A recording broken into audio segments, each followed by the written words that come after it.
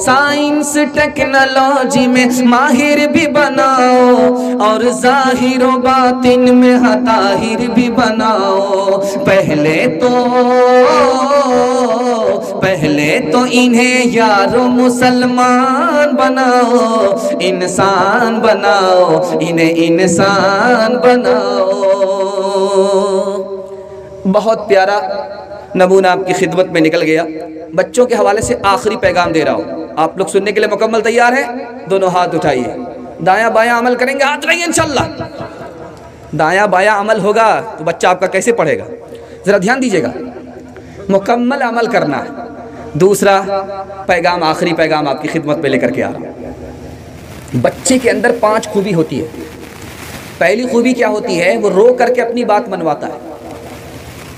अगर ये खूबी हमारे अंदर आ जाए तो अल्लाह हमें हर चीज़ से नवाजने वाला बना दे। दूसरी खूबी बच्चे के अंदर देखिएगा क्या होती है। बच्चा हाथ में कोई चीज़ लेता है, मुंह में डाल लेता है। उसके अंदर तकल्लुफ़ नहीं है कि ये कैसी चीज़ है, अच्छी है या बुरी है। उसको खाने से मतलब है, सीधी सादगी ज़िंदगी गुजारता है। अगर सीधी सादगी ज़िंदगी पर हम आ जाएं तो अल्लाह इस दुनिया में भी माला माल कर दे, उस दुनिया में भी माला माल। तीसरी खूबी बच्चे के अंदर होती है, वो मिट्टी से खेलता है। उसके अंदर आजिज़ी है, बड़ापन नहीं है, तकब्बुर नहीं है, तवाज़ु। अगर अपने को छोटा दूसरे को बड़ा हम मान जाएं, अल्लाह सब में हमें बड़ा बना देगा। बच्चे की आदत क्या होती है कि वो खिलौना से खेलता, उसको तोड़ देता है। आपने देखा होगा आपके घर के अंदर भी बच्चा है, खिलौने से खेलता है, तोड़ देता है। मतलब क्या है? दुनिया की कोई हकीकत उसके दिल में नहीं है। अगर दुनिया की मोहब्बत हमारे दिल से निकल जाए, दुनिया की हकीकत कुछ ना हो, तो अल्लाह सबसे बड़ा दीनदार बना दे। आखिरी खूबी बच्चे की बता रहा हूँ, इंशाअल्लाह उस पर अमल करेंगे, हाथ उठाइए इंशाअल्लाह। आखिरी खूबी है, आखिरी खूबी बच्चे की है कि बच्चा झगड़ा करता है, झगड़े को भूल जाता है। 1 मिनट में झगड़ा कर रहा है, दुश्मन हो गया, झगड़े को भूल गया, फिर दोस्त हो गया। इंशाअल्लाह हमारा घर का झगड़ा घर में ख़त्म हो जाएगा, अदालत में मुकदमा नहीं जाएगा। हाथ उठाइए इंशाअल्लाह।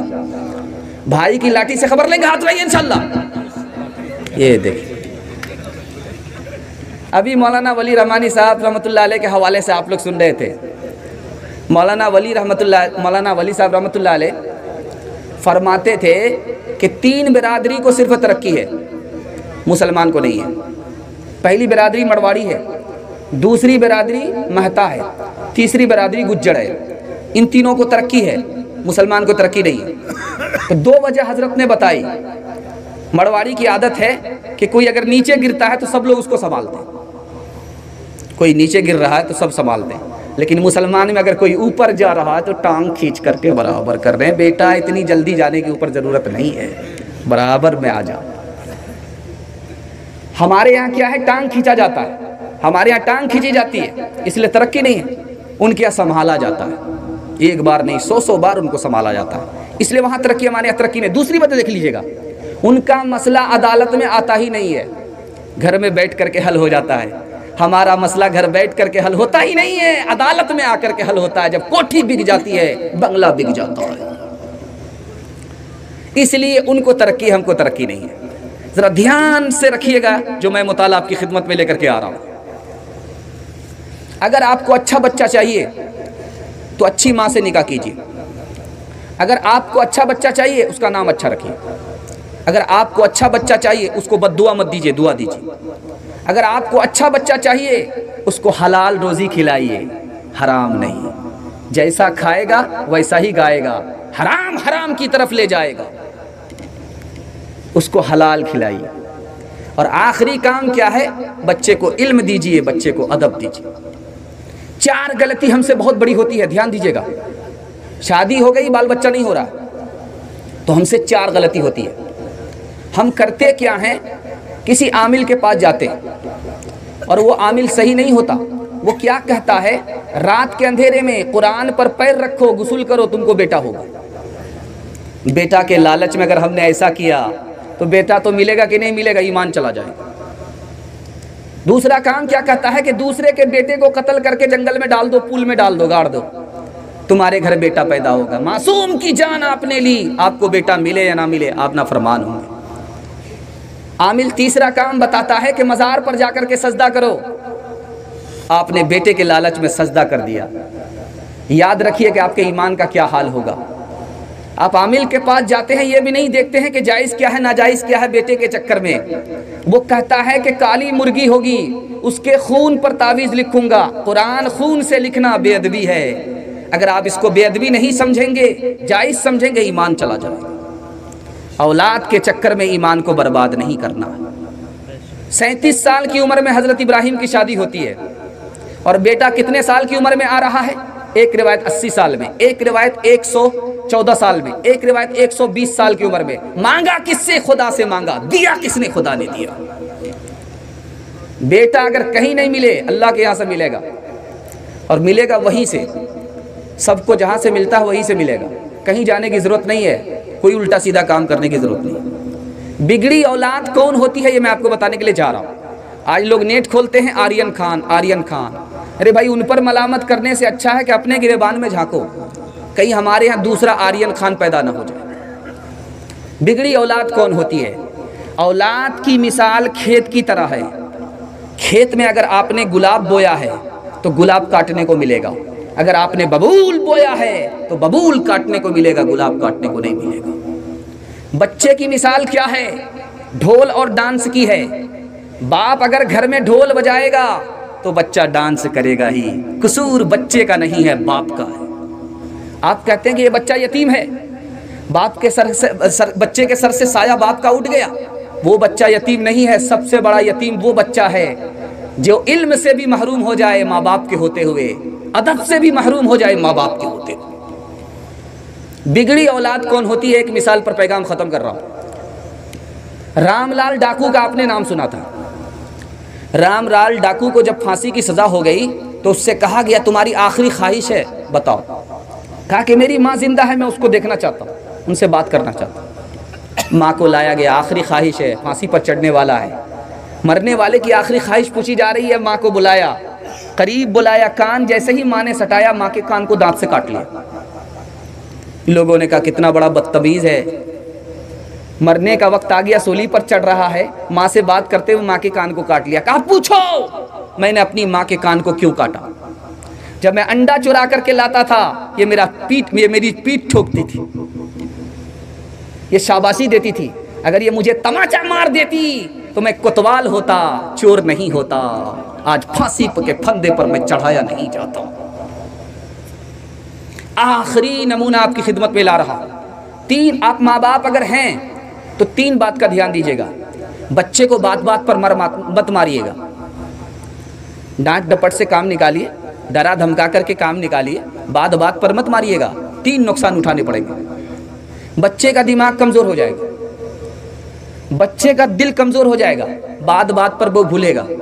तीसरा नुकसान होगा कि बेशरम और बेहया हो जाएगा। बात बात पर बच्चे को मत मारिएगा। दूसरी बात बताने के लिए जा रहा हूँ, जब बच्चा घर में हो तो मोबाइल मत देखिएगा। बाप ड्राइवर, बेटा खलासी, गाड़ी का नंबर 786। अगर आप घर में बैठ करके मोबाइल देखेंगे, जब उसको मौका मिलेगा तो वो आपका भी बाप बन जाएगा। अगर आप चाहते हैं कि आपका बच्चा मोबाइल से दूर रहे तो आप खुद को दूर रखिए। ये दूसरा काम है। तीसरा काम आपको बताने के लिए जा रहा हूँ, बहुत उम्र भर बहुत मुनासिब और ज़रूरी काम है जो मैं आपको बताने के लिए जा रहा हूँ। जब घर में बच्चा हो तो मियाँ बीवी झगड़ा मत कीजिएगा। घर में बच्चा मौजूद है, बाहर नहीं गया है, तो मियाँ बीवी झगड़ा मत कीजिएगा। अगर आपने मियाँ बीवी बच्चा के रहते हुए घर में झगड़ा किया तो बच्चा निगाह से गिरा देगा, न बुढ़ापे में इज्जत देगा, न जवानी में कदर करेगा। अब एक आखिरी बात आपको बता रहा हूँ, इस बच्चे के नमूने को ख़त्म कर रहा हूँ। ध्यान से सुनिएगा। आप लोग सुनने के लिए मुकम्मल तैयार हैं? हाथ उठाइए इंशाअल्लाह। आंख बंद करके सुनेंगे? हाथ उठाइए इंशाअल्लाह। खैर, ध्यान दीजिएगा। आपका बच्चा स्कूल से जब आता है तो उसके दिमाग को देखिएगा, वो अपने मजहब को पसंद करता है कि नहीं। अगर अपने मजहब को पसंद नहीं करता तो समझ जाइए ये बच्चा बेदीन होने जा रहा है, बद्दीन होने जा रहा है। स्कूल से आपका बच्चा आ रहा है, उसके दिमाग को टटोलिए, अपने मजहब को सही कहता है कि गलत कहता है।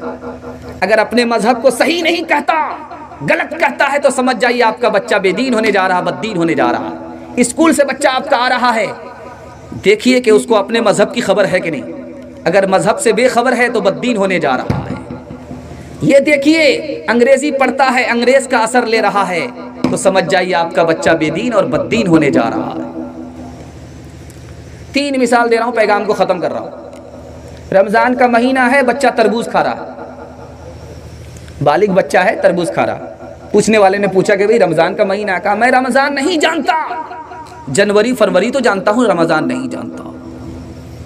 दादा पोता को लेकर के आए हजरत थानवी के पास कि नसीहत कर दीजिए, बच्चा नमाज नहीं पढ़ता है। तो हजरत थानवी ने कहा कि बेटा तुम्हारे दादा कह रहे हैं नमाज क्यों नहीं पढ़ते हो? कहा कि नमाज किसके लिए पढ़ूं, मुझे तो खुदा के बारे ही में शक है। तो दादा से हजरत थानवी ने कहा तुम इसके ईमान की फिक्र करो, इसके पास तो ईमान ही नहीं है। तीसरी और आखिरी मिसाल बताने के लिए जा रहा हूं। बाप बेचारा बकरी चराने वाला, भैंस चराने वाला, एक लुंगी में, एक गमछा में, लाठी में, जिंदगी इसी तरह बद्दू की जिंदगी गुजारने वाला। उससे पूछा गया कि तुम्हारा बेटा क्या पढ़ रहा है? तो स्कूल में पढ़ता था, वो अंग्रेजी पढ़ता था, सिर्फ अंग्रेजी ही पढ़ता था, उसको कुरान से उर्दू से कोई लेना देना नहीं। तो बाप देखिए उसको तो ये पता नहीं कि अंग्रेजी क्या है, हिंदी क्या है। तो बाप से पूछा जा रहा है अरे भाई माइक वाले क्या हो रहा है? आपका माइक बहुत अच्छा है, सर्विस बहुत अच्छी दे रहा है, जरा ध्यान दीजिएगा। बाप से पूछा जा रहा तुम्हारा बेटा क्या पढ़ता है? कहा मुझे ये तो मालूम नहीं क्या पढ़ता है, लेकिन खड़ा होकर के पेशाब करने लगा है।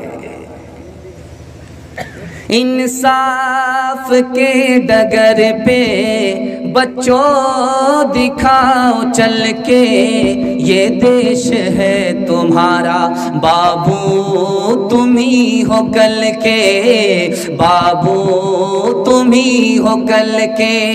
दुनिया के रंज सहना और मुंह से कुछ न कहना, सच्चाइयों के बल पे आगे को बढ़ते रहना।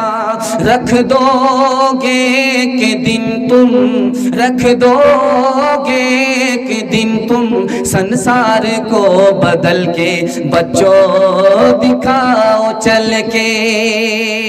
अपने हो या पराए सबके लिए हो न्याय, देखो कदम तुम्हारा हरगिज न डगमगाए।